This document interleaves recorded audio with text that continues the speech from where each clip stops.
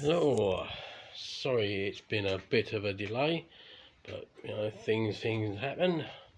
As you can see, I've finally got some paint on the car, the proper French grey. Took me about 12 years to get the right colour. Not the best paint job in the world, but well, I've done it in the garage.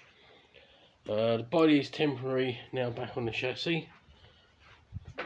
Next job is to get the engine running, see if I've cured the main rear oil leak. Hope so, because it's a pain if I have to do that again. I don't want to take the engine out.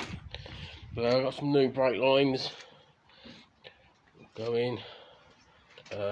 Now these are really nice, hydrochromed rocker covers with a blue tint, sort of offset the engine.